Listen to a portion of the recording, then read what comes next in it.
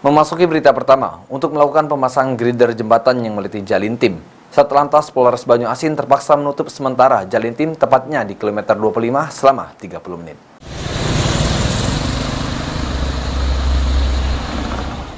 Untuk melakukan pemasangan grider jembatan yang melewati Jalintim, Satlantas Polres Banyuasin menutup sementara Jalintim tepatnya di kilometer 25 selama 30 menit.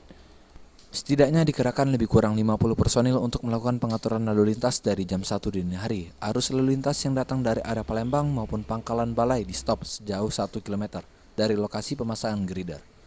Pengerjaan pemasangan grider sejauh 12 meter langsung dilakukan dengan mesin pendorong grider dengan perlahan. Kasat Lantas Polres Banyuasin AKP Riki Mozam. Selanjutnya pemasangan grider tahap kedua kembali akan dilakukan pada tanggal 12 sampai 15 September 2022. Sistem yang digunakan juga sama dengan memakan waktu lebih kurang 1 jam dan arus lalu lintas dilaksanakan secara buka tutup. Alhamdulillah untuk trial percobaan buka tutup arus yang dilaksanakan alhamdulillah tidak ada kendala yang berarti dan juga arus lalu sudah kembali kondusif. Demikian. Untuk estimasi pengerjaan tadi dari pantauan tadi berapa lama kemudian? Estimasi sekitar 30 menit dan juga untuk penguraian arus lalu kurang lebih 30 menit. Untuk pelaksanaan nanti ke depannya itu bagaimana kemudian? Untuk ke depan nanti akan diinfokan kembali dan disosialisasikan kegiatan tersebut.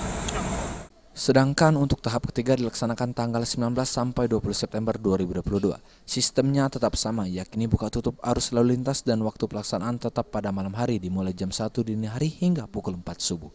Sulaiman, PAL TV.